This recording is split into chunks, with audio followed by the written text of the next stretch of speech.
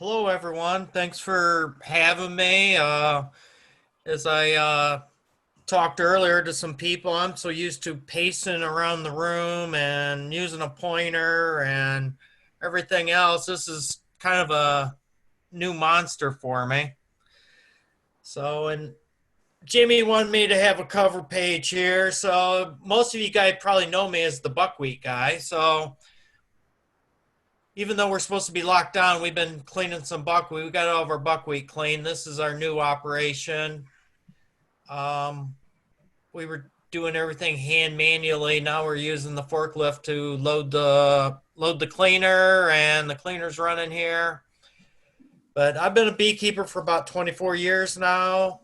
Um, Longtime president of the Maumee Valley Beekeepers.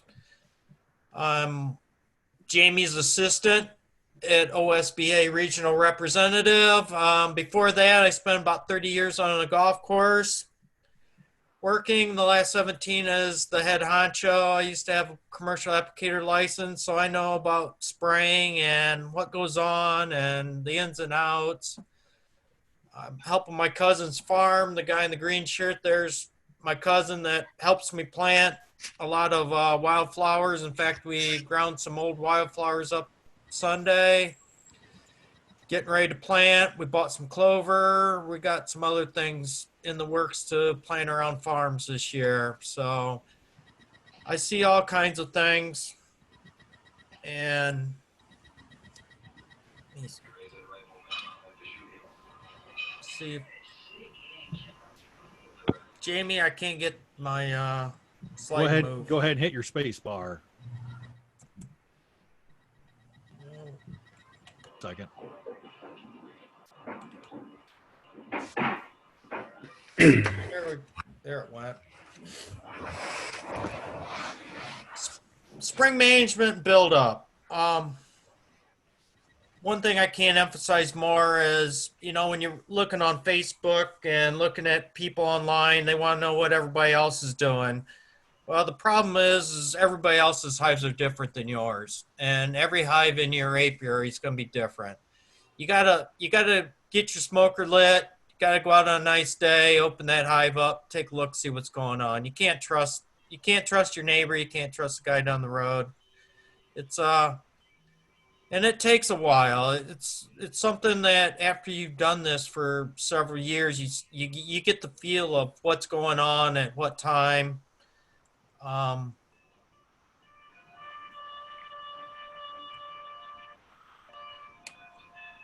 All right, 1 second, Roger. Somebody's got TV on. yeah, I'm still not being able to.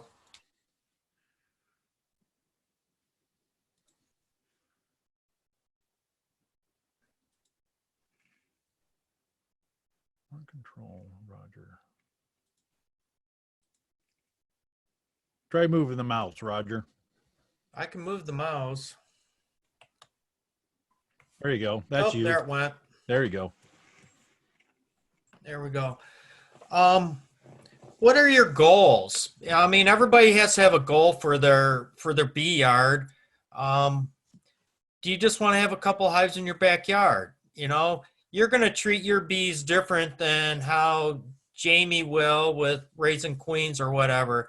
So you got to understand when you read online or people tell you, well, it's March 1st, you got to go out and feed your bees. Well, why are you feeding your bees? Why are you feeding them sugar water? Why are you putting a pollen patty on? I've been doing this for 24 years, and when I first started, there was no such thing as pollen patties.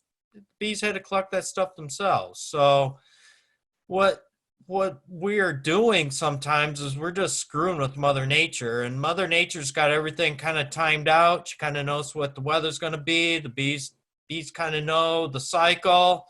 And when us human beekeepers who think we're the head of the kingdom and head of the food chain, we're gonna help these bees. We're gonna give them a little extra sugar water. We're gonna start feeding them sugar water in February because I think they're hungry.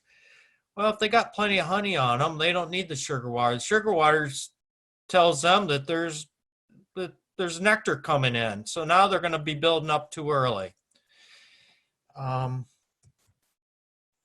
Do you want to raise your own queens like Jamie does? When you raise your own queens, it's a whole nother ball game from just having a couple hives in your backyard. So you got to treat your bees different there.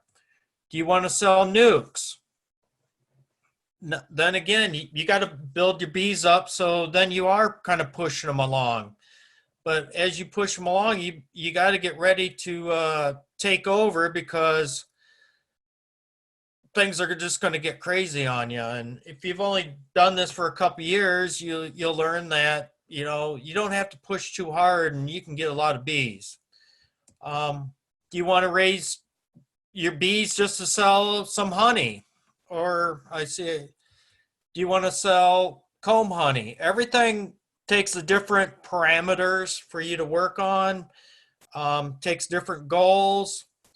So really, what do you want to do with your bees? Everybody's got their own goals. I raise a few queens. I try to sell some nukes. I sell honey, and lately I've been selling some comb honey. So you got to get the feel of what's going on and how you want to treat spring management. I see a lot of people start pushing their bees early, and I'm sure Defiance County's about the same way as Fulton County, but you do not have to push your bees to get them in the trees in the middle of May. That's it. It will just happen on its own. And this year's a big difference from March of 2014. Here's three beehives, March 14th. Look at all that snow we had on March 14th of 2014. These three hives, I know I dug them out of the snowbank 3 different times over the winter. Every time we'd get a cleansing flight, I'd run over there because the wind blew around this barn and would drift them in. To the left, the drift got bigger, and there was actually a Honda Accord, and they all completely buried except for about 2 inches of the antenna. So, every year is going to be a little different. This year we're at the other end of the extreme. We've had such a mild winter. Our bees, it's April 14th, and our bees are getting ready to swarm. They're swarm cells, they're raising drones. Everything's way ahead. Last year, swarm season was more end of May into June, July. It just kept stretching out. So you got to watch the weather. Jamie's really good at posting the weather, but as a beekeeper and a farmer and a golf course superintendent, I guess I learned a long time ago is the first thing you do every morning is watch the weather to see what's going to happen. And a lot of things I do with beekeeping is I decide about 6 o'clock in the morning after watching the latest weather report of what I'm going to do what day. Sometimes the weatherman's right, sometimes he's wrong. I got some bee work done on last Sunday because it didn't rain at 2 o'clock like he said it was gonna. So it warmed up, bees were flying. Hey, I got a little bit of work I got to do, so you go for it. Same with pushing your bees. We're going to talk a little bit about spring management. And if you're not aware, American Bee Journal is giving everybody a free April edition. ABJ, you can download the whole thing. And Megan Milbrath had an excellent article on spring management and basically what the bees do with attempting to swarm and as they prepare to swarm, things you should look at. When I agreed to do this, it was January and it'd be a normal year, and swarm season usually doesn't start till the 1st of May. So this would be a perfect time to talk about spring management. And by the time we get here, spring management's almost gone. We're in the middle of it, and we should be doing summer management. So every year is a little different.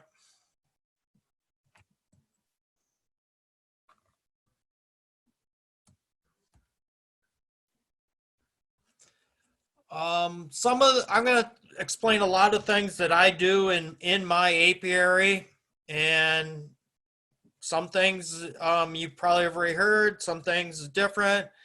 I number all my frames when the year I put them in. So you can see I've got an assortment of dates there. And something I've also learned is it's easier to get position 1 and 10 out easiest in early in the spring, because usually the bees are going to be clustered here in the center. So it's easy to get these outside frames out. So what I do during the summer is try to get the old frames worked out to the edges so they're easier to pull out. It's hard to pull this 14 frame out when it's right here in the middle and the queen's been laying eggs in it and it's clear full of brood. I hate throwing brood away. Sometimes you sacrifice some honey out here or some pollen. I was tearing some of these old frames apart today, and boy, there was lots and lots of pollen that they'd already brought in. So sometimes you gotta sacrifice that. If I pull out a whole frame of honey, I try to replace it with a frame of honey from somewhere else. So the bees have got pretty things in order, and here I come along and start ripping stuff out on them. But for the most part, your bees usually cluster here in the center. You want to kind of take a look. Here, I also get the question of, well, how do I know when to throw my frames away? Well, by numbering them, it kind of gives you an idea, but here I got 3 frames. They all had the same year on them, and depending on where they are in the brood nest is how they look. This frame up here on the left, I don't know why I'm advancing.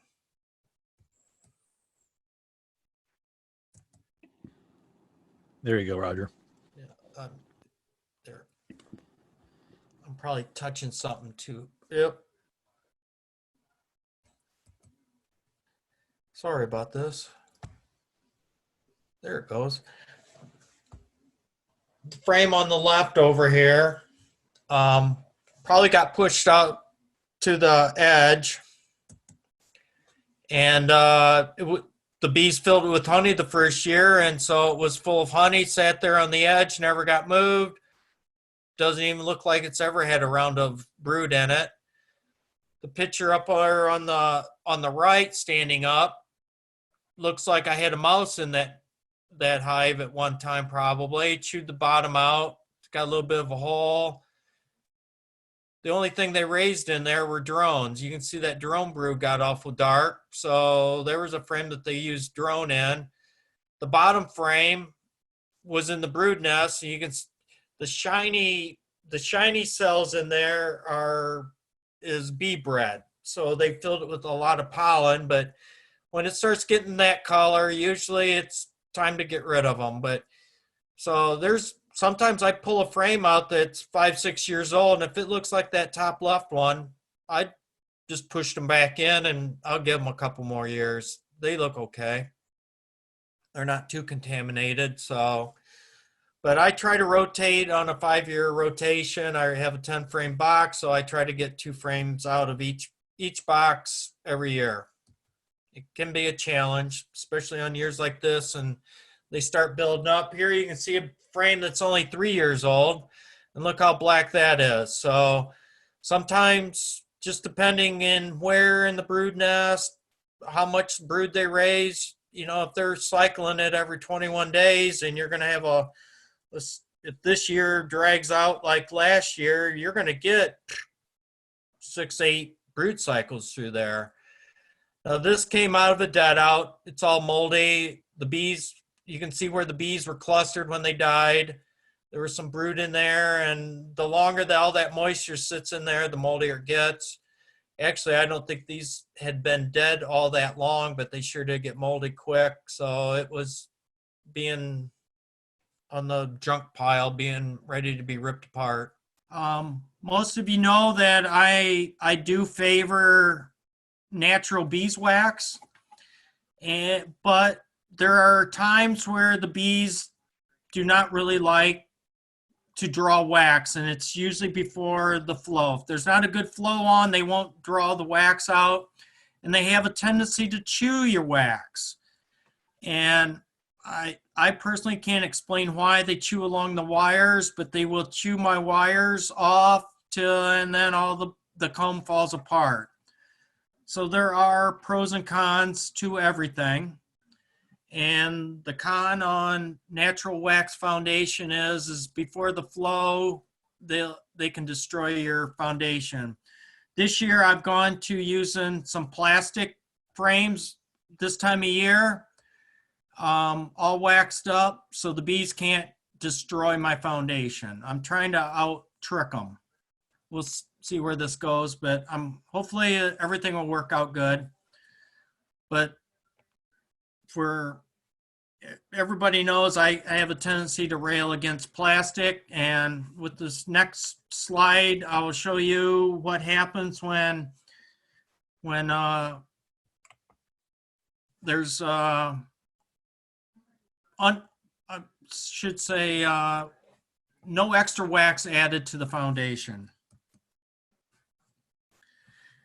This frame was not one of mine. It's from somebody I'm now taking care of their bees for them. I'm their hired beekeeper, and there was no extra wax. So as we talk in bee class about putting extra wax on your foundation down here, what the bees did is they attached it at the top and a couple spots in between, but there's a double layer here, so the bees can get underneath here.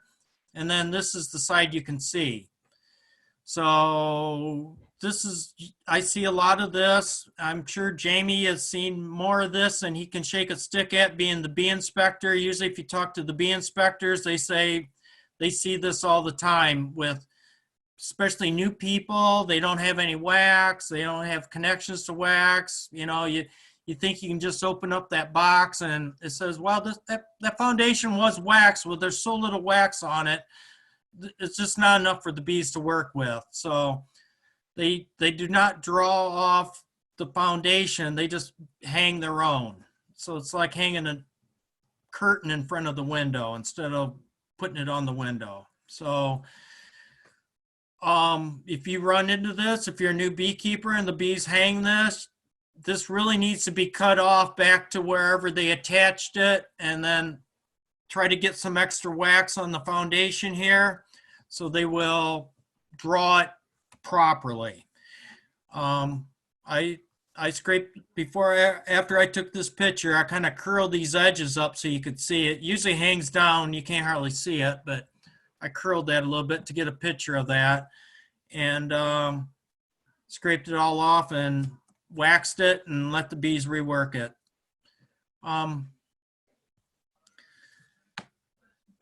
This picture is a close-up picture. If you've never seen a frame after it's been robbed of honey, this is what they'll look like. This is the area there was brood in at the time of the bees filling this with honey. This was all full of honey.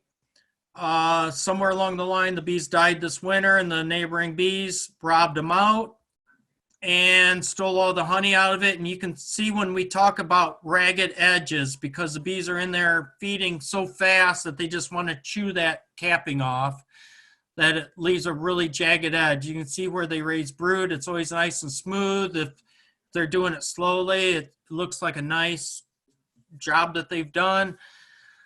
When they're robbing, it becomes a very chaotic chewing frenzy, and you have a lot of rough edges. So hopefully you don't have any robbing, especially in the fall.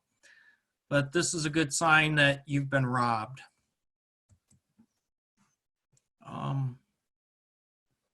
Here's a picture of a frame I would call, it's full of pollen, and it's old pollen. They've really bee bred it in.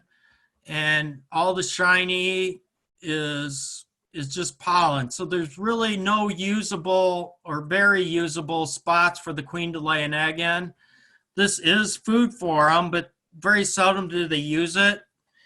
And when I gave this speech last week, Jamie reminded that small hive beetles, if you have a small hive beetle problem, would love this frame like you wouldn't believe. They would lay their eggs in here, and the small hive beetle worms will start boring through all this food for them, which is pollen, and it's bee bread. And by the time you would realize you have a problem, it would be a huge problem and not just a little minor issue. So in some cases this is good, but once it becomes very old, the bees usually don't eat it. They like the fresher pollen. It's kind of, it's purified. It's bee bread. It'll last a while, but they'll just plug up your hive. And if you get too many frames that look like this, you're limiting your space of where the queen can lay eggs. So remember, we need space for the queen to lay eggs. And when it's full of pollen like this, it becomes very congested for them. So that's another frame that I would call out even before it's time, I should say. This is a frame that I took a couple years ago, or a couple weeks ago. It was middle of March. Jamie asked me to do this speech on spring management back in January. And February, I go through all my pictures and realize that must be in spring, I'm way too busy to stop and take pictures, that I have very few pictures of spring management issues. I think I take more pictures of queens and stuff in the summer when things slow down a little bit, but as you know, we have so few days to work bees, seems like in the spring, that when it's time to go, it's go as fast as you can for as long as you can. So there's no time to take pictures. So I did get a few pictures taken, and so this is a little dated. There's a lot more brood in the hives now than there was back then, but ideally what you want to see is some capped brood. This is where the queen first started laying brood, and it's capped. Then you got a circle of older brood. This is getting ready to be capped, and it keeps getting smaller till you get out in this area. There'll be some eggs, and then you can see some fresh pollen that they had been collecting, and it's in a dome. I smoked the bees before I got in there, like you're supposed to. They're feeding on open nectar, and then you have some capped honey on the outside. So it's very much of a nice progression on this frame. And with a close-up picture here, you can see some eggs in these cells. And then out in this area with the close-up, it was hard, but there's some very small C's, which are freshly hatched eggs, so they're baby larvae. So you got eggs, larvae, bigger larvae, cap brood. So as you go out, the whole thing expands. So that's really what you want to see. Sometimes you'll kind of see the reverse of this, because with her laying this little spot of eggs, these are going to be the first ones to hatch. So if you come in and there's open larvae here and capped here, you're looking at maybe 25, 28 days after she laid this first batch. They've hatched, she's come back in, relayed, and then she'll just kind of reverse this. So they try to keep that cluster nice and tight this time of year. They don't spread it out very much. 10 days ago, things were really expanding. The bees were building like crazy. They were bringing in lots of fresh nectar, lots of pollen. And I'm going to say in the last 10 days, we've had 2.5 good flying days. And that includes Saturday afternoon after the snow melted. So all the fresh nectar that they brought in to feed their baby bees has been used to feed baby bees. I'm sure they're breaking into the winter reserves again. So things ebb and flow very quickly in this region of Ohio during spring management. 10 days ago, I would have said we could see a lot of swarming up here, but I think the bees really put the brakes on last week when it got cold. I've still got a few reports of people seeing, they're polishing up queen cells. They're thinking about it, but I think they've they've taken a pause. They got some room now. It's probably more room than they want, but things slowed down. I saw quite a bit of, Andrew and I were talking about gaps in the brood on Monday when I was in there, where maybe there was some eggs in here and there was a spot here with nothing, and then some big brood out here. So it's not like she came back in real quick and laid eggs in there. They took their time. So I think the bees have slowed down, but still expect bees to start swarming probably the 1st of May. Would be my guess right now. Of course, that's all weather dependent. The weatherman is saying that we could be in this weather for another week to 10 days of this cold weather. This first picture of this inner cover that looked all wet was a wet cover. If I can get this thing to go back for me. Here we go. Hopefully it stays here. Oh, come on. Sometimes I can get this thing to advance real nice, everyone, and then sometimes it wants to. I'm too anxious. I'm too on the gun, and I push the button, and nothing happens. So I push again, and then it skips 2 frames for me. So I get a little over anxious, I think. But this wet inner cover, when it comes up, is I peeled this inner cover off and took one look at it and go, holy cow, this inner cover is really wet. And you can see the line around here where it has drawn a lot of moisture away from my ventilation holes. These are some of my homemade inner covers. I reduced the holes. I'm gonna give it to you back here in a second, Roger. Somebody's coming in. Sorry. Okay, that's all right. Sorry. Go ahead. I put smaller ventilation holes in when we first started getting small hive beetle, because I was concerned that the bigger oval holes that we use were too much space. It was too hard for the bees to defend.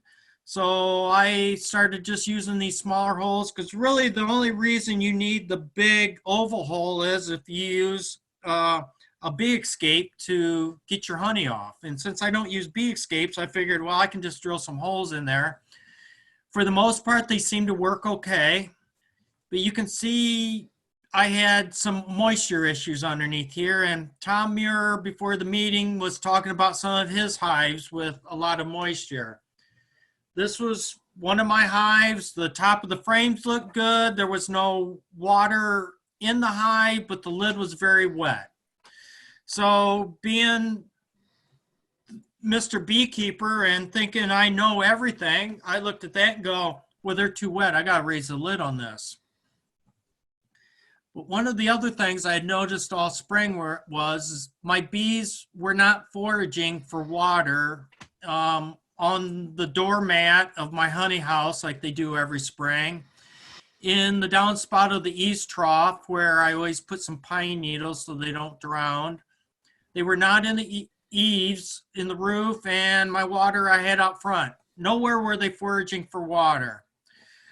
So I lifted the lid. I had more than one hive like this, and I lifted all their lids, and the next time it rained, the bees are foraging for water in my grass. They're in the eaves trough. They're back. My thinking is all the water that was on this lid, the bees were using to thin out their honey stores so they could eat it again. So they were making, by the bees being clustered up here, they were making their own water. They were using it. They were being self-sufficient. To Mr. Beekeeper, the human, came along and ventilated them a little more and took their water away. So now they're foraging for water. In fact, Saturday, as soon as the snow melted, there was bees in my grass everywhere in that snow melt water. So they're back foraging for water because I thought they were too wet. But I think the bees had it figured out before I came along. This next slide shows another inner cover that I had with a lid. There was actually a pool of water. When I popped this lid off, there was a pool of water adhered to the top of the lid. And when I propped it on the fence, you can see where the water streaks ran down. I took a picture of the inner cover. The inner cover was dry. This is the top of the hive. It was also dry. I figured since the inner cover was nice and dry, the frames are nice and dry, there's no mold, there's nothing growing on these, they had things figured out, and I did not ventilate this one anymore. I think that was the right choice to make since they were not showing heavy moisture problems. If you see a lot of moisture on the inner cover, usually you'll see moldy frames here. So it's something to think about in the spring during your spring management. You know, ventilation, how many bees. I think part of the reason this winter was a little different is it wasn't as cold. And so we didn't have the contrasting temperatures of the brood being 90 degrees and the outside being 20 below zero or 5 below zero. It was 30 outside. So the temperature variance wasn't as much. So we didn't have as much water condensating, but the bees were using it. And I really think that I did screw with the bees a little bit there in their water gathering. So I know there's a lot more gathering going on now than there had been. So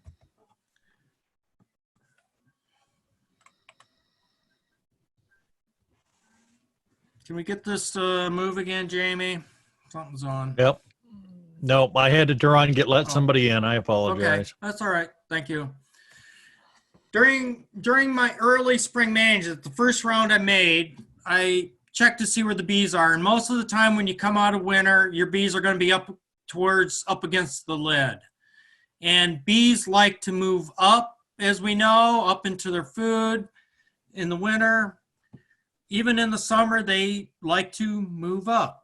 So what I do to give them more space, since they're already crammed against the lid, is I would take this box, move it to the bottom. Now they got room to expand their brood nest up and up, or to put honey above the brood. Michael Palmer talks in one of his videos that downward pressure, the downward movement of the bees in the hive, is also one of the triggers to swarming. So when they're up against the lid, they have nowhere to go. And you got to remember, bees by nature living in a hollow tree, when they get to the top of the hollow, they can't add another box to them to give them more space. There's only one thing to do, and that's move down. So through evolution, that's one of their triggering points to swarming, is the downward movement. So what I do is I move my cluster of bees to the bottom of my stack of boxes and allow them to move back up. This will buy you a lot of time in the spring, and maybe by the time they build into 2 boxes or 2 and apart, they decide it's time to start storing nectar and you've outlived the swarming instinct in them. There is a point in time in spring where the bees kind of decide that swarming season's over. It's time to start gathering nectar for winter, and let's not worry about swarming. We're going to live in the house we're in now. I do not want to break my cluster up early in the spring. We're getting to the point now, well, you know, with the weather we've had, it's still iffy. I would rather keep my cluster built together. So sometimes your bees have already moved into 2 boxes. So I don't split the green one off and put the bottom and flip the blue one on top, because then I'm going to get this gap and bees. It's too hard for them to keep all that cluster warm. You want to keep the cluster together so they can keep it warm.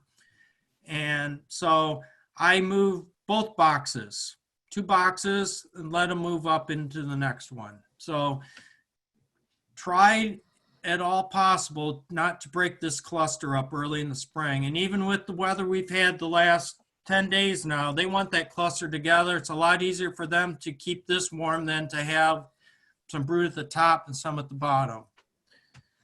This is one of my hives, you know, and what I used to tell people, I used to be really anal about 2 brood boxes always on the bottom, this medium always on the top. Always had to be that way. Well, I'm getting older and more relaxed in my ways, and this is, when they go into winter, they can go into any configuration they want. 3 boxes kind of gives me some juggling act. In my operation, I have these brownish gray mediums, and those are winter supers. And that is basically part of my operation. But I also know that I do not extract any honey out of my brown gray boxes because somewhere along the line, they've been treated for mites. I continually see people whose bees have died, and the first thing they want to do is eat the honey out of their hive. And then you got to remind them, well, did you treat for mites last year?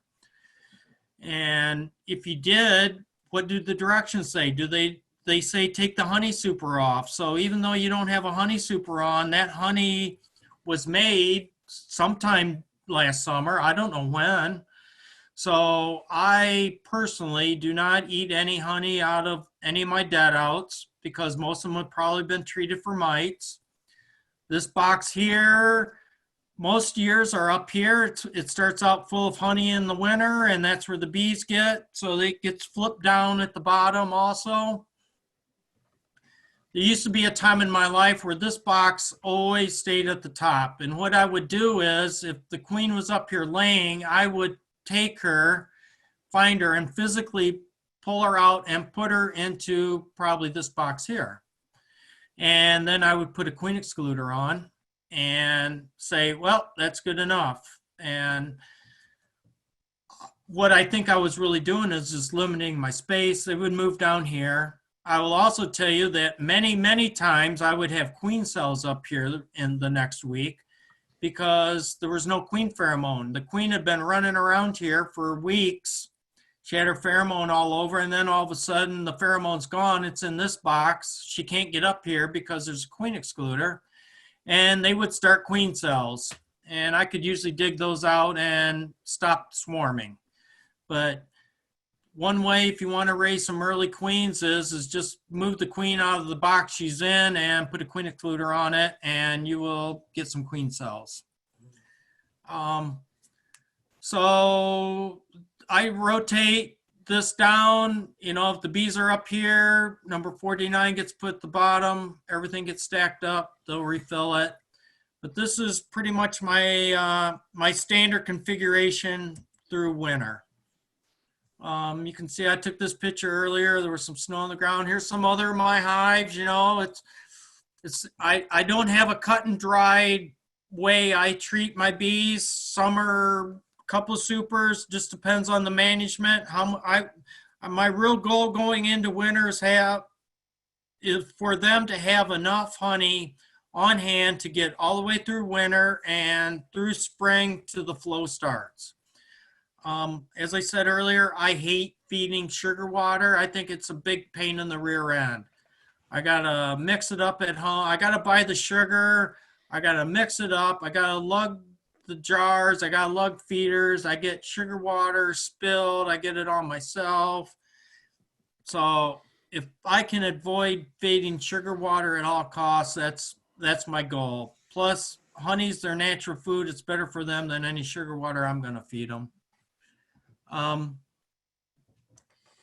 You got bees hanging on the front, and you open up the lid and the inner cover is crammed full of bees. And I bet once you take the inner cover off, you got another hive full of bees. This is a good indication that you probably need to do a split. People have asked me, well, how do I know when to split my hives? And it's it's a hard thing to explain, but once you've seen some really big hives early in the spring, you pretty much know that, oh yeah, this is one of those big hives that's really expanding like crazy that needs to be split, versus having a small ball of bees that's only on about 3 or 4 frames. It becomes a feel thing, and that's part of the art and science of beekeeping. Is you got to learn to look and feel and know what the bees are kind of doing by just looking at them. And here, if this is an early spring thing, you want the bees are everywhere. So it'd be a good one to split. You can see there's some bearding on the front. Bearding on the front is not necessarily an indication of swarming. It's a big indication that they're really warm and really full of bees, which can lead to swarming, but it's not the only reason that they beard out front.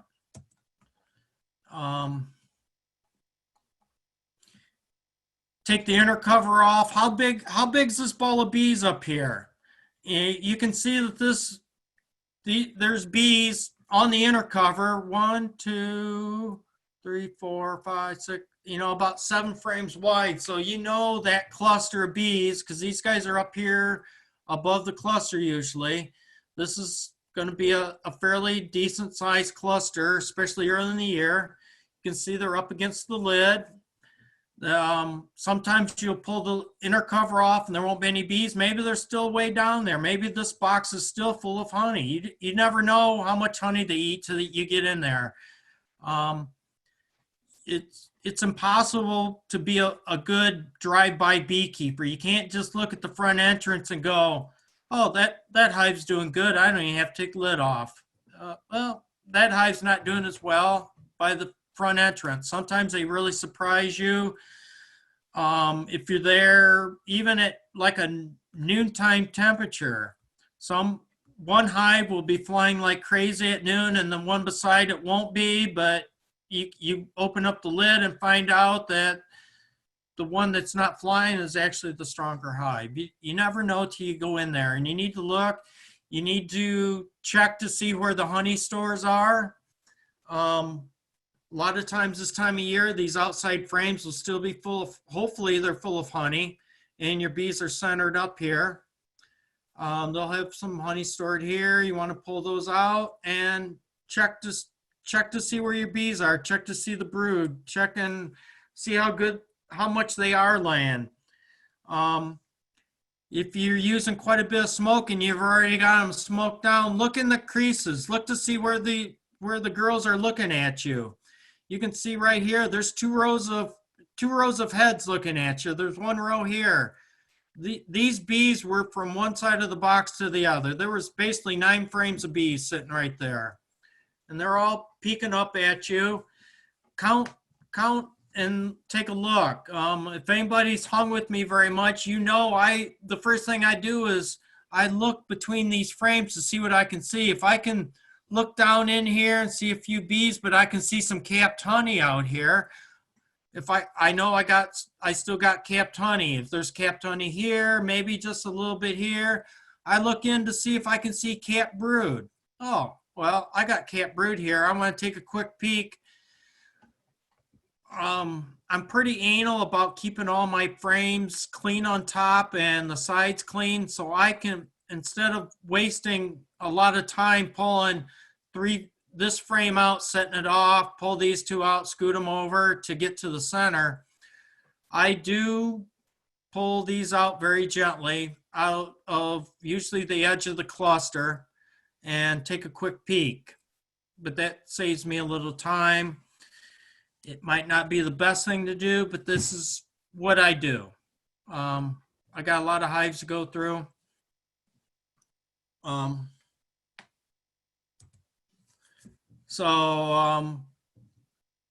When I'm making a split, as Jamie was talking earlier, I would take the very minimum is 2 frames of brood. 3 frames is probably even better.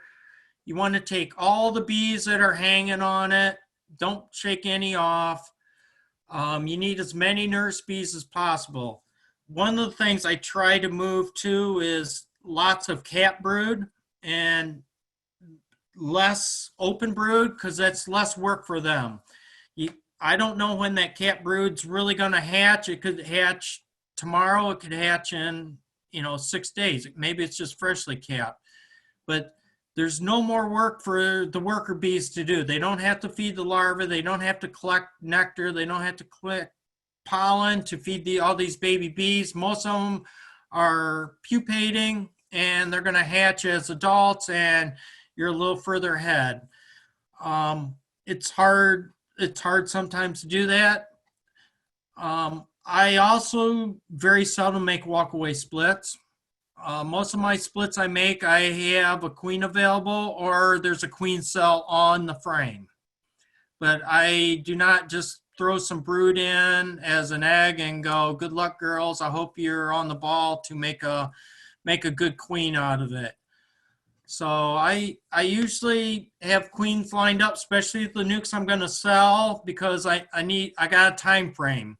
So I usually will take 2 frames of brood, mainly capped. If you do have queens bought that you're going to put in this split, the more cap brood, the better, so they can't raise a new queen. If you put any brood in, open brood in, you should check it at least twice for queen cells. Once bees start building that queen cell, they have energy invested. They will rather raise their own queen cell than take your $20 or $30 or $40 bought-in queen and accept her. They will kill her. So you got to make sure there's no queen cells that they can work on. So usually when I have a cage queen, I'll make a split, and sometimes it's a day or two early, sometimes not. It all depends on the weather. When my queens come, they come. David will tell you, when we order queens for making splits this time of year, we have to put our order in January to guarantee a delivery. And since the weatherman can't predict next week what the weather's going to be, we sure can't predict what the weather's going to be 3 months away. So we do some gambling. Sometimes all depends on weather dependent. Sometimes I make up my splits 3, 4, 5 days ahead of time. If I see I got an open window, let them sit there without a queen. I go through the day I bring my queen in, make sure there's no queen cells, cut them all out, put my queen cage in, and I leave the cork on. I leave the cork on for about 3 days after I put her in these, because they're not used to her at all. I don't want her out soon. After 3 days, I come back on. I'll look through the hive again to make sure there's no more queen cells, make sure I didn't miss one the first time, or they haven't started another one. If they have, I cut them out, and usually then I take the cap or plug off the queen cell or off the cage queen and let them eat the candy out. Those queens can live quite a while in a queen cage. There's no set time frame, and once the bees are used to that queen, they will feed her through that queen cage. If there's no attendance in the queen cage, they will feed her through there, and that's even better, because once they start to feed her, they're trading the pheromones, and they will get a lot used to her, and they will accept her a lot better than not. So let them feed her. There's no big rush. If Dwight's still here and Jamie's on here, they'll tell you that there's expensive artificially inseminated queens. They let them sit in those hives for quite a while because they want them accepted. They spent way too much money to have that queen killed in short order. So if the bees like her, they will feed her right through that cage, and they do. I got some queens last Thursday and put in some hives. I had adjusted it on Easter Sunday. I adjusted the hive, so all I had to do was pop the inner cover, spread the frames apart between 2 rows of brood, stick the queen cage in, everything's marked. I had bees for brood on the frame, so I knew which 2 frames had brood. They were in some hives that the queens didn't make it through the winter.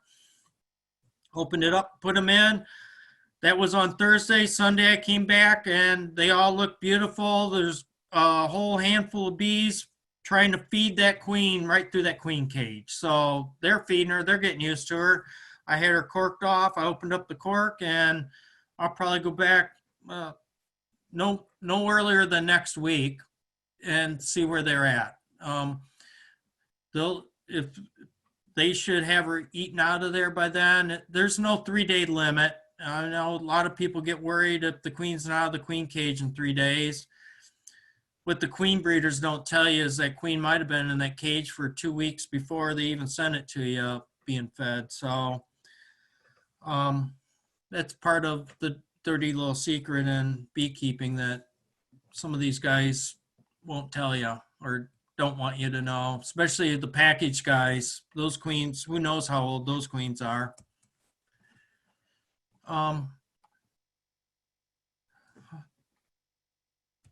We're not moving, Jamie. Just push me to the next one.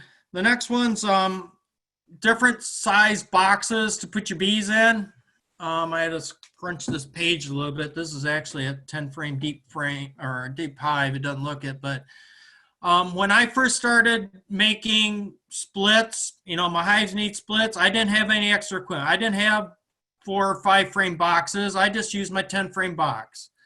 And if you're keeping this for yourself, you can make big splits. I said 2 is the minimum. I used to put like 5 frame splits in a box in a 10 frame hive. So I got 5 frames of brood, put a couple frames of honey in it, and maybe a couple frames of open or foundation.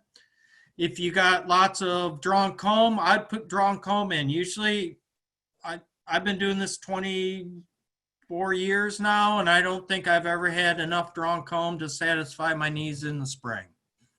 So it's drawn. That's why we say drawn comb's worth its weight in gold, because you never have enough of it. I'm going to show a picture later on here to show you why you don't leave any open spaces, but make sure the box is filled with frames. Nowadays, I work in 4s and 5s. This is a 4-frame nuke box. This is a plastic one. I prefer these wooden ones for making splits in, and one of the reasons is if this spring's like last spring. Last spring was a cool, wet spring. It never warmed up. These bees, when they're in a nuke box like this, love to go to the next box right up the middle. Maybe 2 or 3, about the 2 middle frames, they'll leave the outside frames. They would much rather go up than spread out in this 10 frame box. So with these wooden boxes like this, I can keep stacking. And I've been known to have nuke boxes 4 or 5 high before I put them into a deep box and spread them out. It's usually about midsummer. It's usually when I run out of boxes like this that I decide. The downfall in this corrugated plastic box is it's supposed to have a lid that broke off, but you cannot expand it. 5 frames, there's no way to expand it into a bigger box. So once they outgrow these 5 frames, you're going to have to put them in a 10 frame box. So the advantage is this is a lot lighter and a lot cheaper, but when it's full, it's full. There's no adding on stories. And I've got some, I don't know if I got them in this, but I know I wintered a lot of hives this way, and they're still stacked 3, 4, 5 high. They're all strapped together. So there's advantages and disadvantages of all these.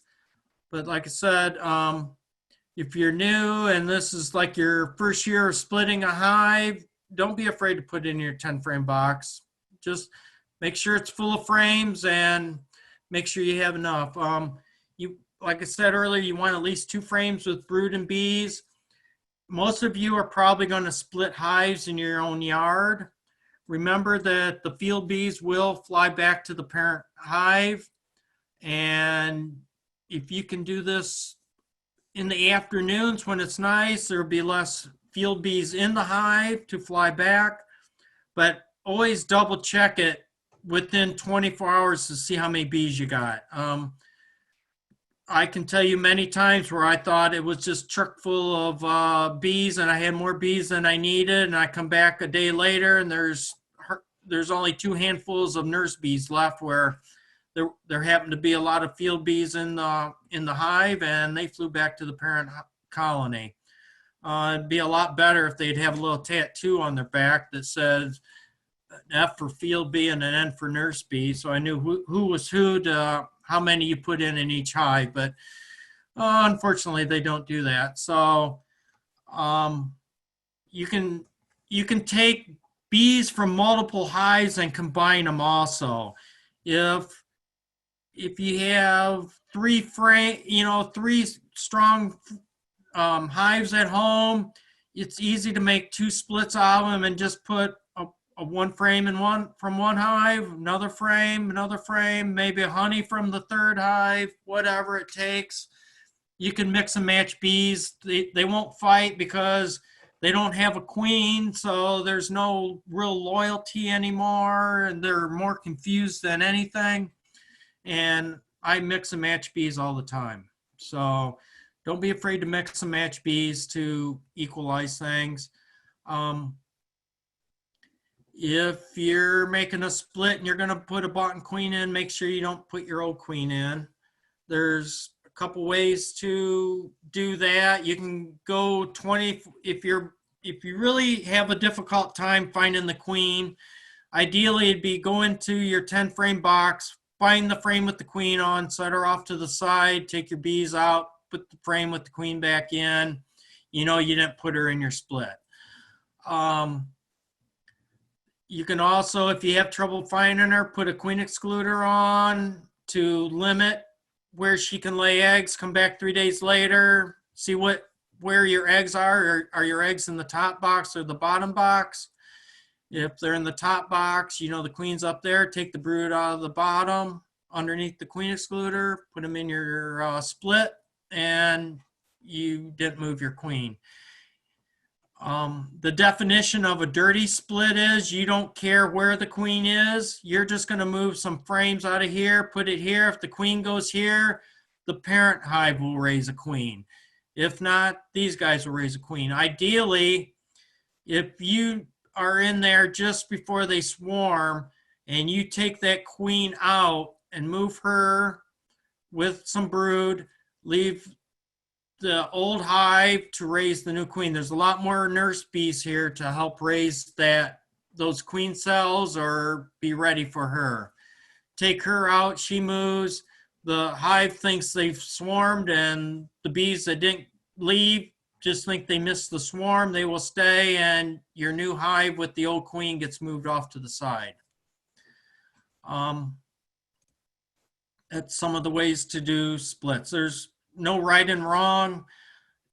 I love it when I find the queen, so I don't move her, but I've probably made more splits not knowing exactly where the queen is, and every once in a while I do miss a queen, and she'll be up in my split box. I take lots of notes, so more than once I've taken the queen that got moved in the split in 431 and took her home back to where she belonged in 33 and put her in the old box. She walks in, and all the girls back there are glad to see mom come home. They really don't know where she went, but they are glad to see her. Done that more than once, especially when I got a bought queen in my pocket that I want to put here to sell. So here's a queen emerging. You know, this is here. You got a frame that's got a couple queen cells on it. This is what I would take. If I'm moving queen cells on a frame that's getting ready to swarm, I always want at least 2 queen cells in my new hive. Here's a frame that has 3 queen cells on it. That'd be something I'd move. I like at least two. If it has three, if it has more than probably three, I will cut the runty small queen cell out and leave the nicer, bigger ones. Um, it's pretty easy to make splits that way. I know Jamie was talking that Dwight Wilson was cutting queen cells. I very seldom cut queen cells. By the time your bees are building queen cells, they got swarming on their mind, and you're probably not gonna change their mind. You can cut all your queen cells out, and more than one beekeeper has cut all their queen cells out and found out later that their queen had already swarmed and they didn't know it, and now they're queenless. Um, I figured the bees know what they're doing. Once they get past the tipping point, there's like no return. You can cut all these out and you'll come back next week and they'll just make more queen cells if they haven't swarmed. Um, like I said, more times than not, you're going to open this hive up and go, man, there's a lot of bees in here. I can't believe, you know, they couldn't have swarmed. Well, you got to remember that every day these are hatching. You could possibly have 2,000 new bees hatch every day. So if 2 or 3,000 bees left with a swarm within 2 or 3 days, they've replenished themselves. So before I cut queen cells and start splitting, I look for eggs. And if I cannot find any eggs, I know the queen is gone. She was gone for 3 days. It happens pretty quick. So something else I do this time of year that's probably it's what I do. I cut out a lot of drone to check for mites. I do very few alcohol washes this time of year. I figure my bees are building. I like to have as much brood as possible. So I use one of these scraping forks for uncapping honey, and I spear it right underneath the top capping, like right about where their heads would be, and I lift it out. And when they're purple and pink eye is the perfect time because they'll come out whole like this.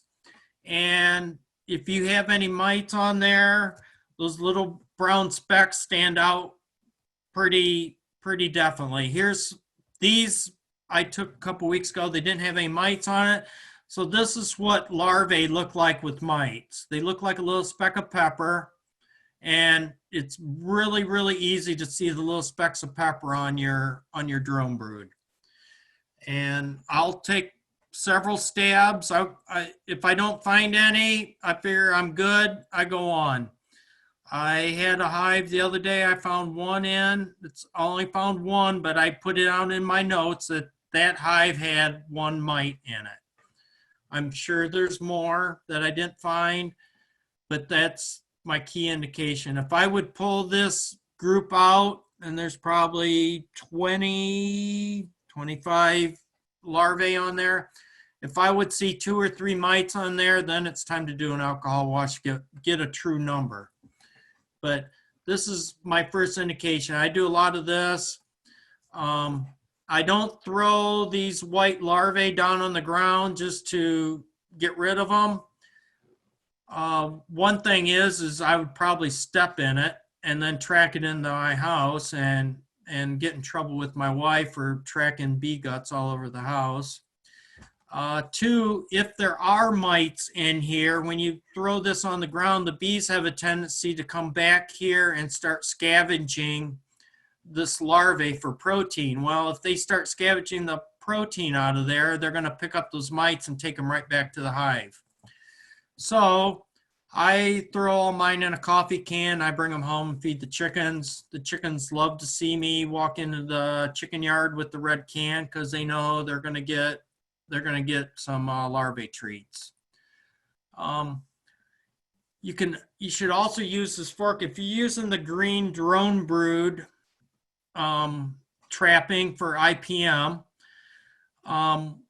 Put that in your hive. Go back and pull it as the the drones are capped, after they're capped off, and before, the most importantly part, before these drones start hatching, because if you have very many mites, you're going to be mite bombing yourself. Put that green drone frame in the freezer for a couple days, get it out, thaw it. Use your fork to pull some drones out and check see how many mites you have. If you don't see any mites, you're good and clean. If you see lots of mites, then you probably are going to have a problem real soon. Remember that all those mites you take out early will never reproduce. So the fork does come in handy. I use that a lot.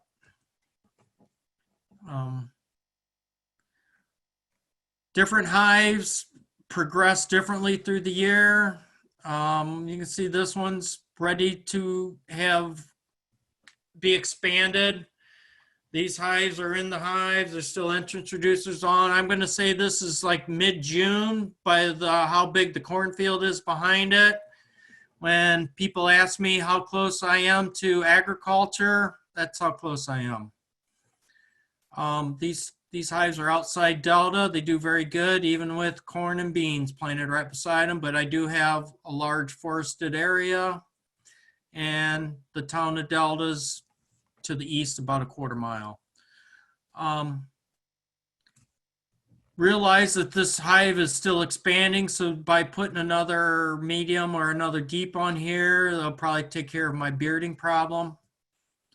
I can see, I very seldom use queen excluders anymore. I used to always have queen excluder on. I pretty much have gone away from that because I used to have lots of swarming issues. Even in my area, I could take a hive beginning of May, take 5 frames of brood out of it, put some foundation in, and by the 1st of June, it would still swarm. And one of the things is by using a queen excluder, I'm limiting the area the queen can use. By leaving her to lay brood wherever she wants, especially early in the year, like May and early June, she will go up here, and as the season progresses, she'll move back down. The brood will hatch out of here. They will refill it with honey. All things are good.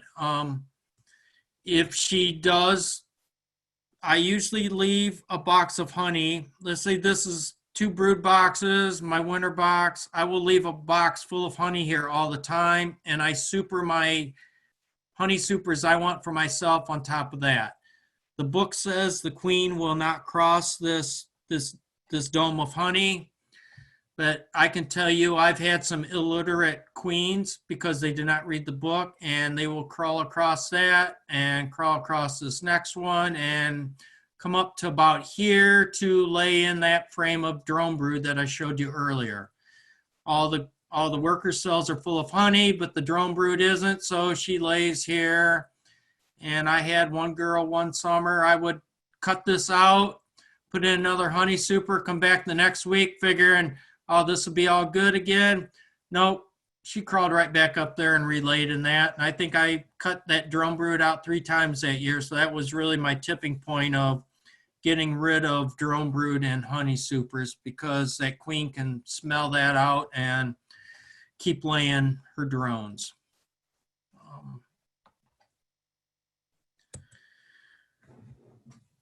But now this is what you really want a nuke to look like. You know, you want it full of bees.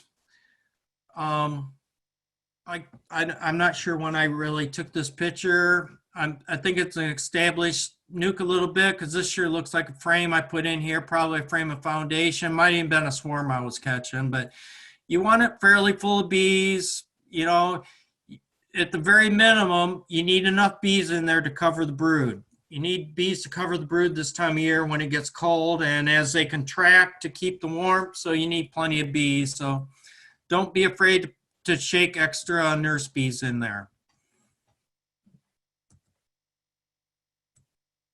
And you can see these girls are outside enjoying the sun. And here again, you know, nukes progress at different rates. Here's some of my wintered nukes. It's the way they're standing right now out in my yard. I had some 4-frame medium nukes made so I can put extra honey on it. I can tell you this 428 is, this box is still full of honey. This is half full of honey, and this is where the bees are, and this is where they were all winter, and they've still got 2 boxes of honey to go. So I try to overcompensate them for the winter. I can usually deal with the honey in the spring, and I can make a split here. Maybe I just split this off, sell it. I got honey for next year. I'll put it in a big box, let them draw around it. You can never have too much honey, I don't think. A lot of times we'll have a really, really small dink hive come through. Maybe it's not much bigger than a softball. And most big commercial people will tell you they don't have time to deal with something like that. They'll just merge them with somebody else. If you got 2 or 3 hives and you got the time and you don't really want to play God, which I hate doing, I will take a frame of brood from another hive, a small frame, not huge, just a little bit, and put with this little dink of bees. And next week I'll take another frame and keep merging it in till it grows. This last year was a little dink about this big, and it took all summer for it to grow up. Finally, she was in this box. I flipped her down. They grew. This box was full of honey. And this was last year. Today, this is what this hive looks like right now. The brood is not centered, which is good. They got brood in 3 boxes. She's got brood in 3 boxes this spring. So whatever happened in the winter of 2018, 2019, I don't know, but maybe it was beekeeper error. Maybe I left her with too many mites. But apparently she's a pretty decent queen, because today this is what this looks like. I put this honey super on 2 weeks ago. It's been cold. There was about a softball size of nectar in it even. They didn't center in this hive, but they got lots of honey along the side. So they got lots of food. So you can move these little dinks, and if you got the time and the inclination, you can get them through summer. You get them into spring. A lot of times they'll take off. So, and this is what you hope your hives look like come summertime. Like I said, there is a tipping point around here. It's usually the 1st of June. If you can keep your hive from swarming to about the 1st of June, then they get honey on their brain and they go to town putting honey in. A lot of times you hear people go, well, I had plenty of space. Well, when the bees really want to swarm, you can give them space, and maybe they don't use it because they got swarming on their mind.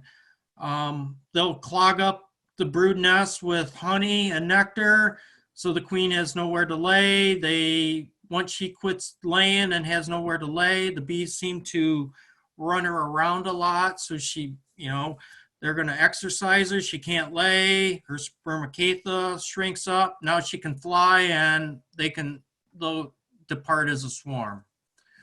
So you can do everything right, but if they really got swarming on their mind, I've been known to realize that they're really not wanting to put honey, like say up here. I will put an empty honey super right in the middle of the brood. Let's say in the middle of May when the weather's really warm, not today, but in May, early June, if they haven't swarmed and they're acting like it, I just jam an empty box right in the middle of them. So it gives them way too much space. It gives the queen somewhere to lay eggs. They can't put honey in it fast enough, so she can keep laying eggs. There's no, rule that says you got to put the empty boxes up here. New beekeepers, when you have no old comb to put in and you only got foundation, you're very limited. You got to remember that when we talk about give the bees space, we need space of drawn comb where they can lay eggs. She can lay eggs, and the bees can store nectar. a box of foundation they can't do that with till they draw it out, and by the time they draw it out, they'll fly away as a swarm. So back to drawn comb is gold. One of the other things the bees start giving an inclination that they're running out of room is they start putting burr comb between the frames because they're running out of space and they're looking for any space that's possible. So when they start gluing your frames together, especially the whole length of the frame, in the summertime when the nectar's flowing in and they're filling this with honey, they're out ahead of you and you're behind them. They're one step ahead of you. So give them a lot more space, especially midsummer when the honey flow's coming in. But this is an inclination that they're starting to run out of room and they're looking for space to add on. So remember that. If you give them way too much space, let's say you left your sugar feeder on too long or your block of sugar, they'll draw a comb in that and make a real mess for you. So don't give them too much space, empty space like this. Sometimes we do have brain farts. How I left an empty frame out of the middle of the box beats the heck out of me. I still don't know how I did it, but this is, I take credit. This one of my frames, one of my boxes. Don't know what I did, but I didn't put a frame in there. So the bees filled it with comb and it made working very difficult because I couldn't figure out why this box would not come off. And when it finally lifted, it wanted to lift straight off and there's a bunch of burr comb that filled the gap. You know, they'll fill those empty gaps for you. So don't leave frames out, run out of room. We've all scrimped on frames before. If you haven't, you will someday, but try not to because we have a tendency to forget about them, and by the time we remember, it's way too late. So I've done all these mistakes. All the mistakes I tell you not to make, I got pictures of proof that I've done it. We get to swarming, and a lot of people, this is an old saying, a swarm of bees in May is worth a load of hay, a swarm of bees in June is worth a silver spoon, and a swarm of bees in July is not worth a fly. Well, a lot depends on how you manage it. And if you've never seen bees swarm, they come piling out and they pile out of the hive faster than they can fly away, and it looks like somebody just dumps them out and spills them. There'll be bees in the air, there's bees on the ground, there's bees everywhere flying, and the air will be full. It's, to say the least, it's pretty cool to watch them. They have one thing on their mind, and that's to get the heck out of there and find a new home. And you can stand in the middle of the swarm and there's bees flying everywhere. It looks more like a tornado of bees. They usually fly in a circle rotation. And I'm sure I took this picture without a veil or coat on. You can stand there. They don't really care about you, but there's bees flying everywhere. They usually come out of your hive and they gather up in a tree fairly close for the first round. It's called a bivouac. They send scout bees around the neighborhood to find a new hive. Sometimes the swarms are really easy. Sometimes they're all on one branch. Cut the branch, put it in your box, away you go. I always keep a few of my old frames that I was trashing, and these have S's on them. That's for swarm. So I know when I get back in this box later on, I got some really old frames that I should be getting rid of. Swarms love to draw foundation, so if you can get some foundation around that, but I love putting old combs in there that smells like comb. That really keeps them attracted. If you're on a call list or somebody calls you about a swarm, try to get as much information as possible about how big the swarm is. Is it hanging on a tree? Is it on a wall? Is it on the trunk of the tree? how high up is the tree, and don't and try not to get them to tell you how many feet in the air, but is it as high as your head, or is it the length of your arm above your head, or what? Because people usually underestimate how high it is. If they tell me it's 6 feet in the tree, I will take my 12-foot step ladder because it's probably closer to 12 foot than 6 feet. Um, this was on several branches, and this was a June swarm. This swarm was so large that it did not fit in a 10 frame box. I put it in a 10 frame box and came back several days later to find a whole gobble of bees still on the outside of the box, and they were drawing comb on the outside of the box because they were so full of wax. So depends on the year, depends on the size. Usually the late swarms aren't this big, but this was a big one. I'm probably gonna go to, sometimes they're a real pain in the rear end. This one nested up in one of my pine trees and was in about 10 branches. Sometimes they're on the trunk of a tree. I know I coaxed this one in with some combs, which I'll show you another. Usually let that box sit, strap it to a ladder, let it sit. Those bees will eventually go in the box, but they're usually really disoriented. They're flying around.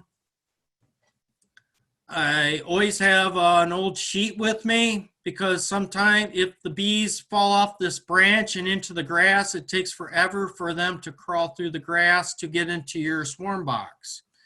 So if you can get them to land on the sheet, it's a lot easier for them to march over the sheet and into your box. This was a very large swarm I caught in Ottawa Hills several years ago. The city called me because this tree is on city property. It's a city tree.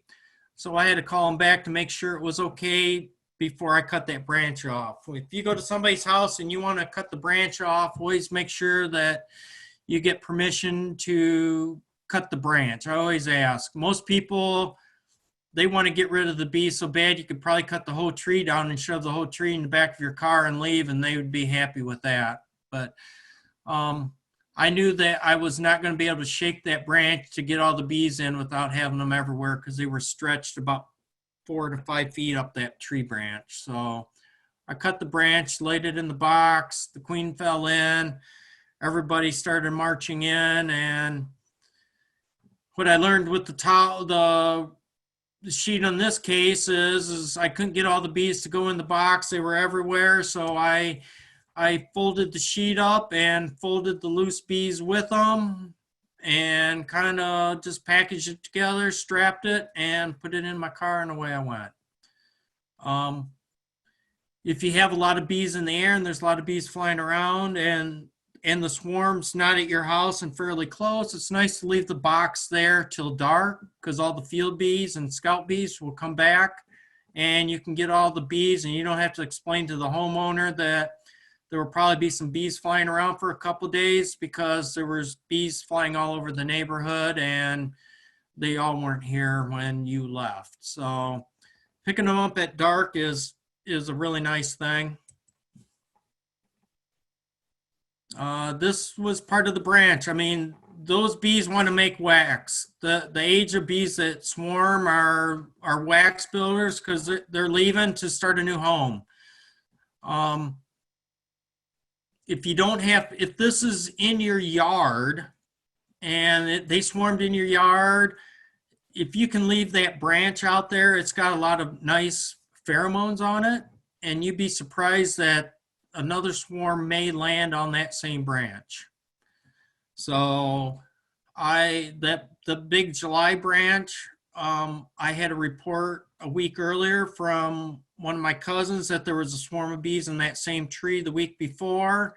So we cut that branch off. We left it hang in the tree to see if we could collect any more swarms that last summer, but we didn't. But those will smell good to another swarm of bees.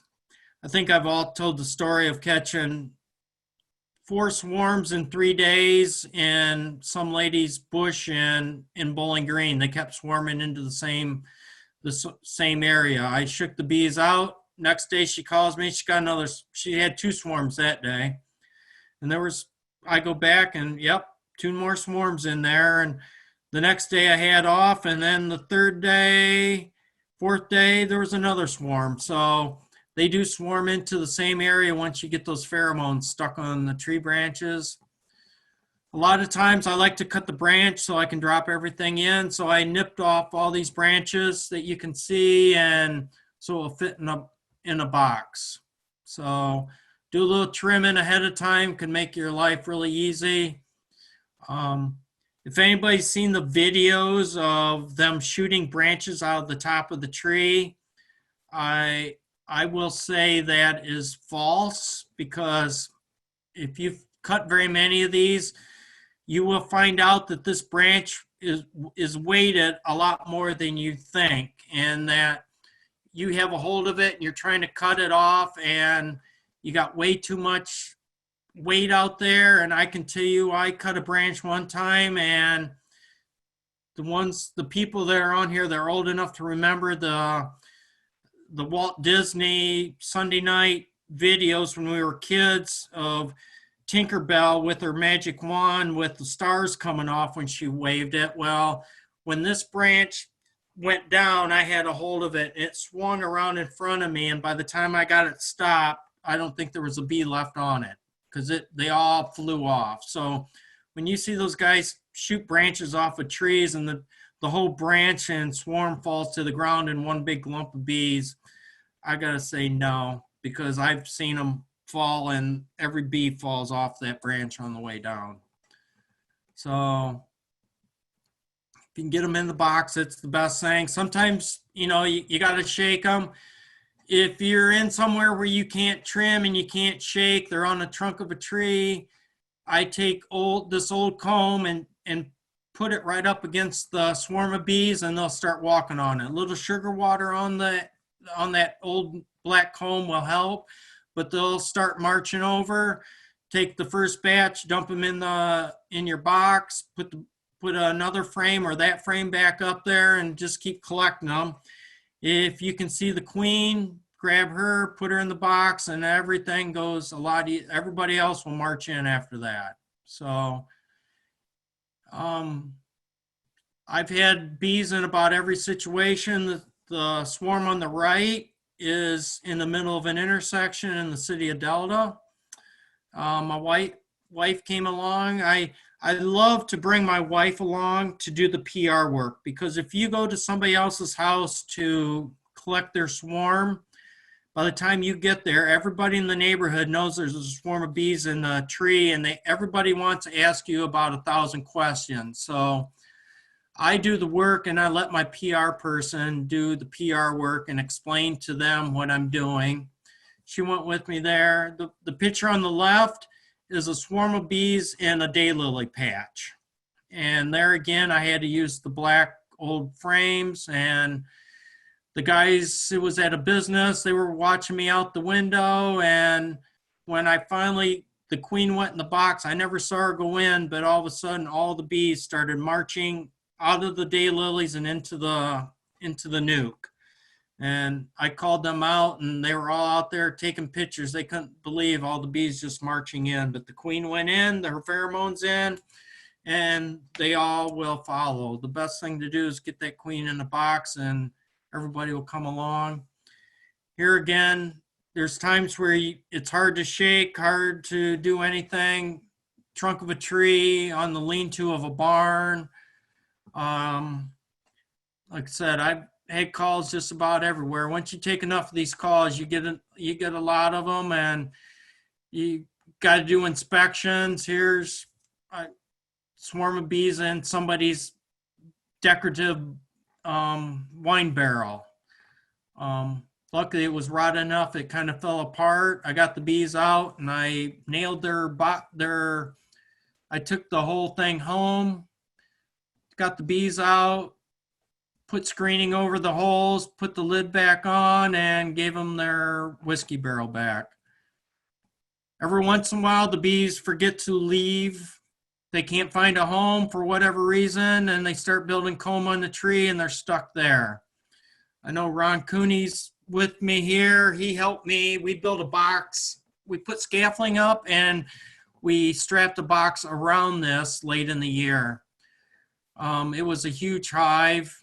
Probably been there all summer. It was in one of my apiaries. They swarmed out and never left. So sometimes the bees do make tactical errors.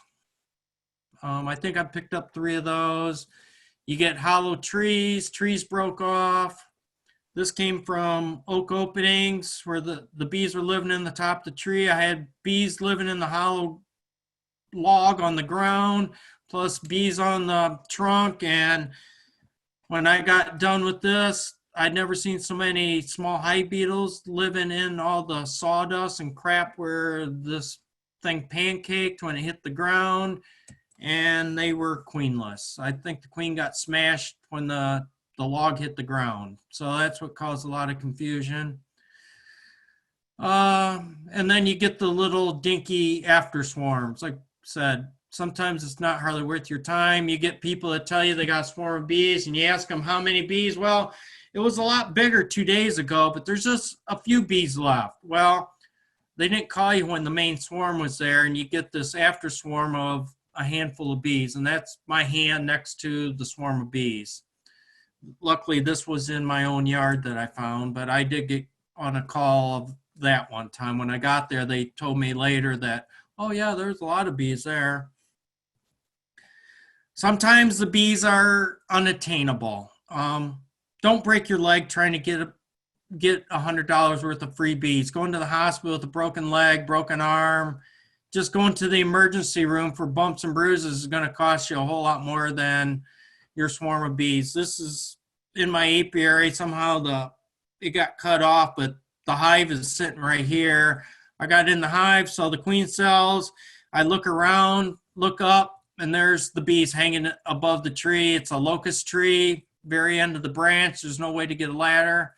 Of course, if I had a high boy or a bucket truck, I probably could have got them. The best I did was put a swarm box out, but they did not go to it. So sometimes you do lose them. So that's why it's better to do your splits ahead of time than try to catch your swarms afterwards. Having a helper sometimes is good. My wife's helped me on quite a few.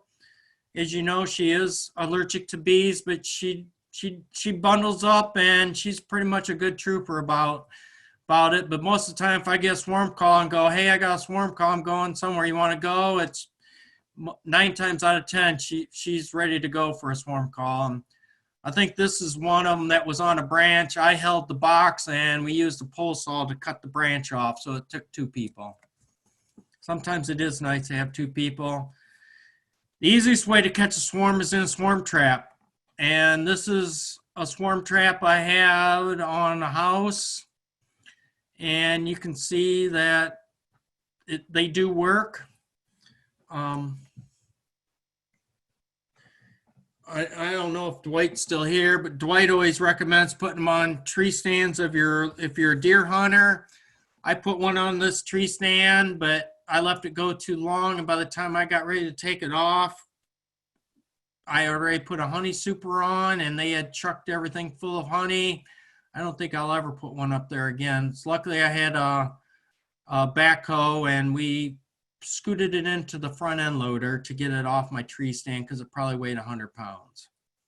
So I get a little lazy. I tell people after working bees all day, I don't want to go out at dark to fetch them back up. So I have a tendency to let my swarm trap set too long. The basics of a swarm trap is about the size of a 10 frame deep box. You want a smaller entrance, and I use a 1 and a quarter inch hole. 15 feet off the ground's ideal. This is from Tom Seeley. It's done a lot of research, but I can tell you that you can catch swarms a lot lower. I quit putting, like I said, on the tree stand. I have some 5-8 feet off the ground. James, our vice president, he sets it on the top of his head. The other one I had was on the roof of a house, and that was about 10 feet tall. You want them facing south, shaded if possible. Some of these pheromones can be useful. I usually just use old comb and I checkerboard it. So I put one frame of old comb, one frame of foundation, one frame of comb, one of foundation, and let them draw it out. If you didn't have that much foundation or comb, just put some foundation in with a couple frames and come back. Don't put any honey in it because that just attracts robbing and small hive beetles and stuff like that. And keep checking the box. If you see bees coming in and out, check to see if they got any pollen on them. If they got pollen on them, they're probably raising bees inside. If you just see bees flying around, checking it out, they're looking at it. They just haven't made up their mind yet. So give them a little time. Well, that's the end of my presentation on spring management, splits, and swarms. Because by the time we get to our next meeting in May, it's going to be swarm season. So if Jamie, if you can turn everybody's mics on, and I know Yep. you got some questions. If anybody's you have one question. Okay. So I'm gonna mute everybody just real quick. Since we had TVs and stuff playing. What do you do with the old bee bread?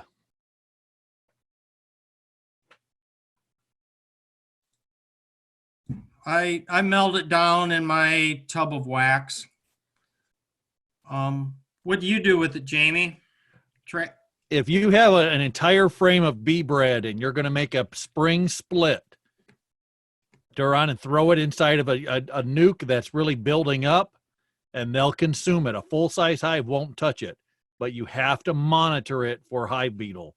If you had hive beetle over the wintertime, and I've seen, so far I've listened to a lot of people talk about overwintered hives this year. They're having problems with hive beetle already.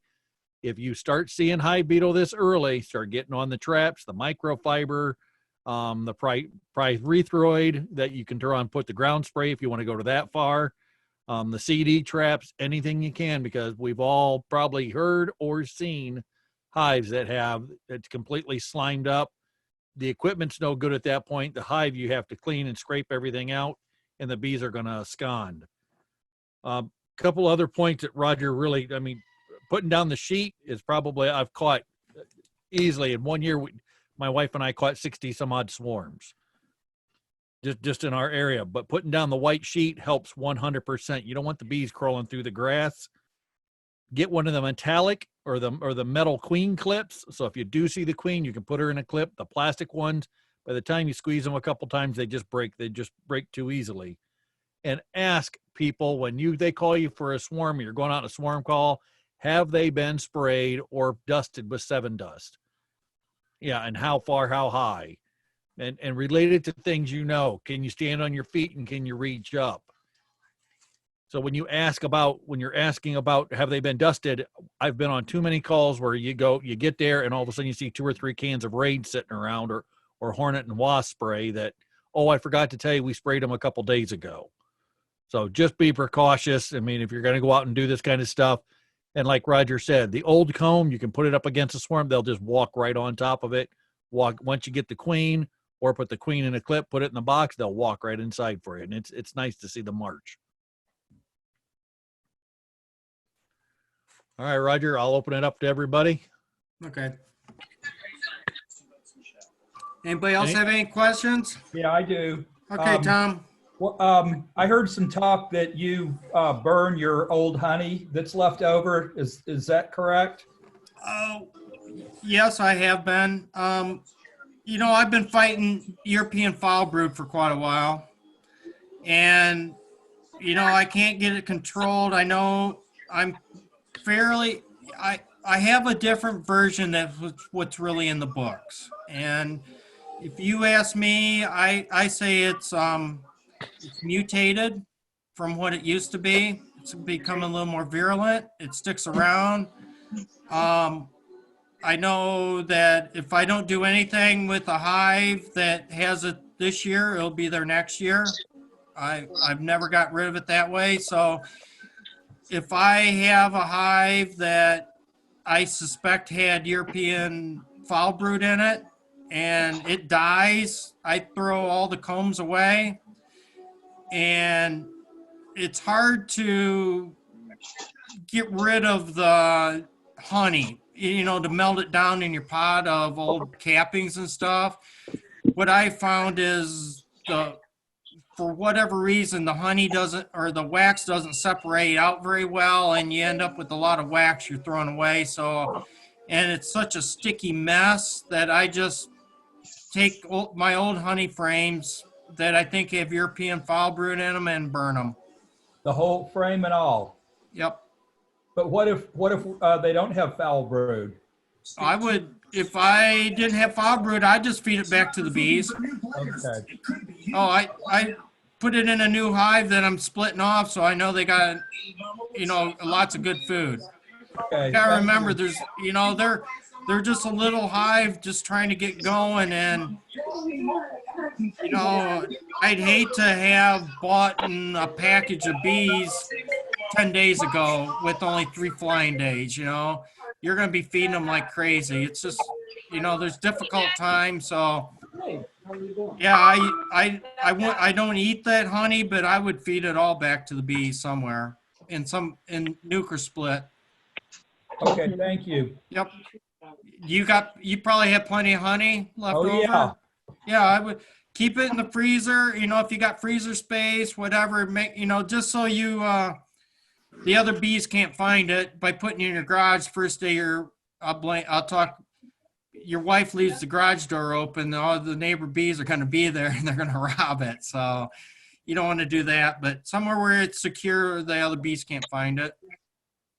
Yeah, I don't have enough freezer space. Yep, and then make sure you thaw it before you put it in your nuke, and you give them a kickstart. Okay, thank you. Anybody else? Anybody else have any questions? No. Okay. As of most of you have seen, I launched a poll. It says, would you feel comfortable with coming to the field event on June 20th at 12 to 5 at the Defiance County Extension Office? And then the other one down below is multiple choice with would you like it to see it as a virtual class? I'll still send out a survey monkey for everybody else that was not able to attend. That same survey is going to go out to Northwest Ohio, Black Swamp, and also BGB Club. Oh. I didn't get the rest of the survey. The only thing I got was, would you be interested in going? And then all of a sudden it just went, whoop. Oh, yeah. All I got to, Jamie, is the first one. Okay. Like poll number 1. Oh, boy. I got a question. All right. It might not have launched. That's my Okay. fault. Yeah, Brad. This weekend I bought 11 queens from Dwayne. We made, I had 9 hives make it through winter. We made 11 splits. Friend of mine's basically getting the bees for half of those. We put sugar on the new splits, but the other ones seemed to be huge. They were busting out. I had some that had 8 bees on them, or 8 frames of brood. Yep. Still busting out. But I didn't want to put food on them. I had 3, I fed a lot over winter and I had them way too much insulated, and so they were busting out in February practically. Way too much overgrowth. But I was just wondering, now I put honey boxes on to keep them so they have room. And I put queen excluders on it, and I don't know if that was smart or not, even though I made 1 or 2 splits from most were 1 split, some were 2. But I didn't feed those original hives because I figured they were bringing in nectar. Or should I take those honey boxes off, put a super on, and feed them again? I don't know. But Well, I mean, you probably need to open them. Are you working? You're not working. You're at home now, right? Yeah. Well, I'm teaching with Right. twice as much time into it Oh, than I was. so you mean you just can't slide out at 2 in the afternoon on Friday to take a look at your hives when it gets up That's to what I used to do. 65? Now I'm doing online stuff, which is taking twice as long. So, Okay. I would check them to see they'll probably be okay. As far as, if they had, especially if they had a lot of stores, did they have a lot of capped honey that you left behind for feeding? that was my concern because I took some frames of honey to make the splits, and so they had some, but for the size of 20 frames of bees, and I got maybe 3 or 4 frames of honey in there. I mean, I don't know if it's enough or not, but they're going to start collecting it too. So Right. Every day that's nice, I'm sure they're collecting. The dandelions are in bloom. I got peach trees that are starting, and the apples are going to be quick behind them, but it's a juggling act right now, Brad. Jamie and I talked, last year we had nukes, and you go out there one day and the nuke looked like it was ready to swarm. There wasn't an empty cell in it, and then it would rain for 3 days. You come back, and there wasn't a drop of honey left in it either. So, it can change pretty quick this time of year when they're trying to raise so much brood. Did you put drawn comb in for the queen, or did you put foundation in? now I put drawn comb. So, yeah, she's going to be relaying like crazy then, probably. Yeah, I did not pay attention to putting capped brood, but I think some of my brood was uncapped brood too, with probably eggs in there. So I might have a issue with them making queens. No, you can, there's young enough brood. They usually, a lot of times it's the time of year, it seems like, and temperature. I've made early splits where they hardly make any queen cells, and then you make a split 2 weeks later and it's warmed up and there's queen cells everywhere, and it's hard to find a whole frame with brood because as soon as it's hatches, she's back there laying eggs again. So but that's the goal. That's usually my goal. But I would check them. I can't say if it's right or wrong without having a look. As far as the queen excluder, you just gave her a whole bunch of room to lay, so they really don't need that space yet. But come a month from now, they might use it. Yeah, we're gonna put second deeps. Actually, there was 1 or 2 I put second deeps even with the split because there was already seemed like too many bees. But I think the easiest way, the most luck I've done, I know Dave's done it, is there was a few years I tried to run triple deeps, and when I put a deep with foundation on it early, they would work it, but that usually kept them home from swarming, but that also gave them a huge brood nest too. yeah, So, I had triple deeps on for the last month because I was afraid they were gonna swarm before I got any queens to make splits from. So, and I'd rather have queens from up here too, but the time of year is bad. It is. So we need Jamie to go to Tennessee to raise us some good queens, so we'll have good splits this time of year instead of doing that H&R Block thing. yeah. Amen. Amen. Oh, good question, Brad. But it's a lot of a checking thing there. And like I said, they're all locked up. They could use it pretty quick, or they might not. And I've had a couple of 3 deep setups that are busting at the seams, but they seem to be the best honey producers for the year. Yeah. I've gotten to the point where I really like them. If they take off, they really take off.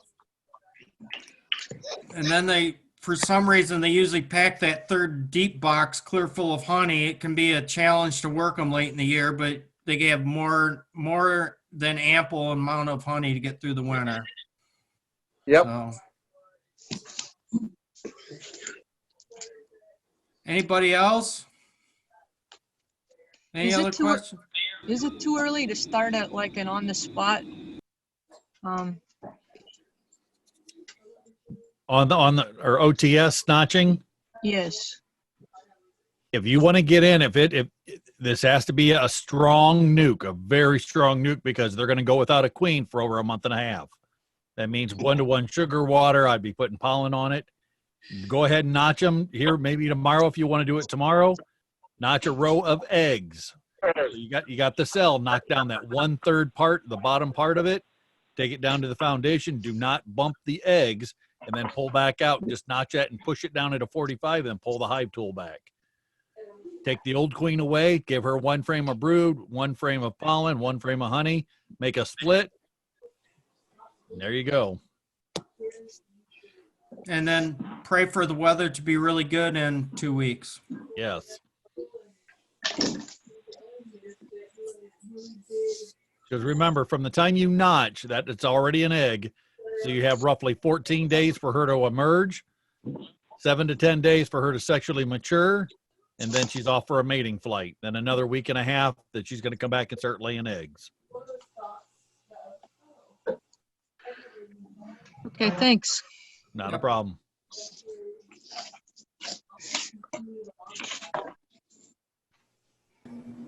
I have a question. I was thinking about moving some hives out to a friend's property in Ottawa County this year. I was wondering if they have an inspector. As far as I know, no. Okay. They didn't used to. Tom or Deb, do you guys know? I have no idea. I'm sorry, what was the question? In Ottawa County, Does I don't Ottawa know. County have a bee inspector? Not that I know of. Right. They haven't had one, so I don't think they do. Okay, yeah, but I was just wondering. Curious. Thanks. So you're over. Adele, meet Tom and Deb. Oh, You guys hi. Hello. Adele's one of your neighbors that I contacted about her queen, if she had any issues like you guys, and she didn't. She overlaps you a little bit. Where do you live, Adele? I live on Lemoyne Road. Oh, yeah, not far from us. Yeah, like the intersection. I live right past the Lucky Farmers grain silos that they have down there, the grain elevators. Yeah, that's not far. No, that's not far at all. I figured if we ever had a meeting again where we're all at the same meeting, you guys sit at the same table right next to each other. Tom, you always sit in the middle, and Dell, you sit down at the end. You guys sit about 4 people apart, and you end up living 4 houses apart. Yes, we like to be in the same area. Yeah. Okay, good to meet you, Adele. Yeah, nice to meet you too. Very nice to meet you. Hey, Roger, Yes. I sent a text to Barb, and Ottawa does not have a bee inspector this year. Okay. So Ottawa does not have a bee inspector. Okay. And see, that was some of my suspicion of Tom and Deb's. Half of their territory is in Ottawa and Sandusky counties. And Sandusky County doesn't have a bee inspector either. And so I originally thought their issue came that way because I had you, Adele, and there was another beekeeper in Wood County south of you.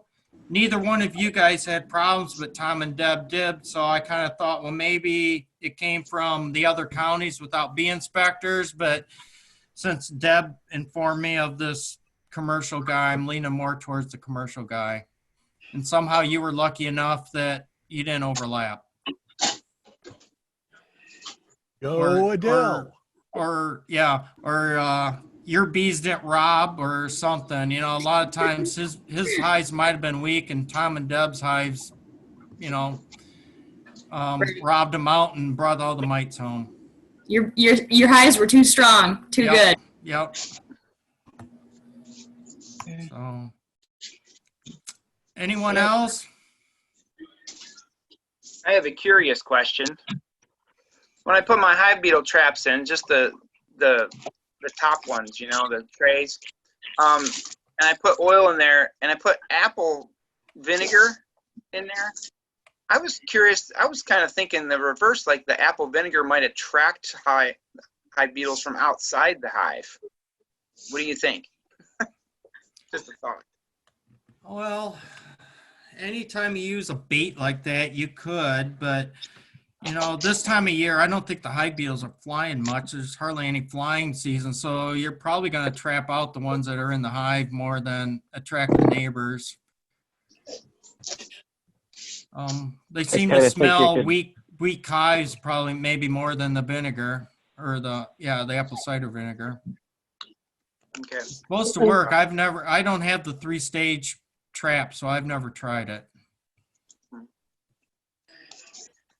I like the microfiber cloth about as good as anything. Yeah.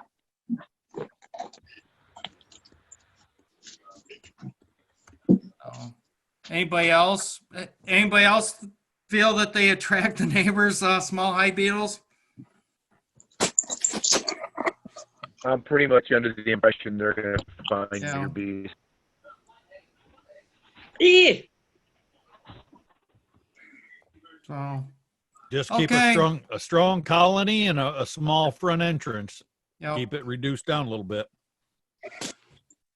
But you know, by you feeding them this winter, I think we all had some overwintered hive beetles more than normal. So hopefully, maybe they die out here soon, or maybe the bees will chase them outside and they'll freeze to death. Days like today. So Anybody hear about that little girl that in Georgia or something did a science fair project? She put hydrogen peroxide mixed with honey, and she tested hive beetles, and they ate it and died. You ever hear about that? no, Haven't heard that. Why don't you try it and see if it works? yeah. Yeah, but would it kill the bees though? You know, or Well, you got to put it in It your hive might. beetle trap. yeah, you have to put it. In your Put hive it down beetle inside the trap. Try it. You give hydrogen peroxide to animals to vomit. Does that tell you anything? Hey, Roberta, What? I'll stop by next day or two and connect with you on those broodminder that the club's going to Sure. order. Yep, not a problem. right? I'm not going anywhere. Yeah, I'm going to, because I'm going to add some dollars to it and put an order in for myself for a couple of things. Oh, okay. Sounds good. Yep.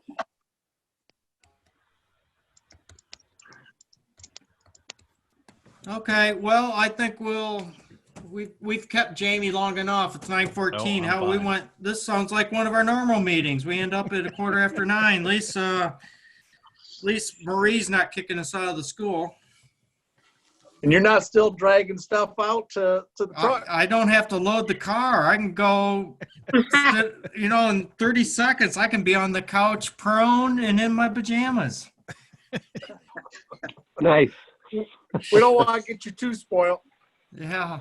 Yeah, I like these virtual meetings. I didn't have to take a shower tonight. I didn't have time.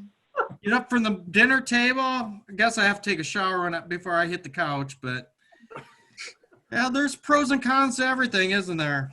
Yep. Yep. Well, there was one of the other B clubs in Ohio, I had heard Scuttlebutt at Tri-County meeting had Randy Oliver do this. And, you know, the trigger went off is, well, that'd be great. We could do that. Well, now everybody's doing it, but Randy Oliver is one of the guys, he does it real reasonable. So maybe we can have guest speakers do this too. So who knows when we're going to get back together. It doesn't sound like it's very time soon. Yes, that is true. Did you do this with the new class that didn't get to finish? Yes. Yep. Okay, great. We Did didn't they have all very- get on? And No, we had Okay. very small turnout, but Mm. it is what it is. But yeah, that's what we did with the class last week. And I did Jamie's club. I did the same speech with Jamie's club last week. And I've already got May sketch. May will be our normal date. And Teresa Hone's going to do her makeup with her allergic reaction or anaphylactic reaction to bee stings from last year. That'll be So good. That'll be Hey, good. that done. Roger, I think it probably helped that you took and sent out a reminder notice an Mhm. hour or so beforehand. Okay. in general. Well, I knew it was the wrong day, just that Jamie's schedule is already backed up. He's a very popular man all of a sudden. Gee, I wonder why. Yeah. Wait a minute, he's got 3 more months for taxes, so you got some time, Jamie. Hey, now, Roberta. You got an extension. Yeah. I don't even want to talk about that. He wanted to be grafting Queens instead of doing people's taxes. Yeah. Well, I don't think any of us want to be shut up in our houses either. No, but gotta Here stay we are. safe. Yep. Yep. Got to go out at least to get toilet paper. Have a good night, everybody. Yeah. You Yep. too. Good night, everyone. Jamie. Thanks, Good night. Jamie. Night. Thank you very Thanks, much. Jamie. Thanks for Night. the great presentation, Hey. Roger. Thanks, Thank Roger. you. Take care. Thank you. Yep.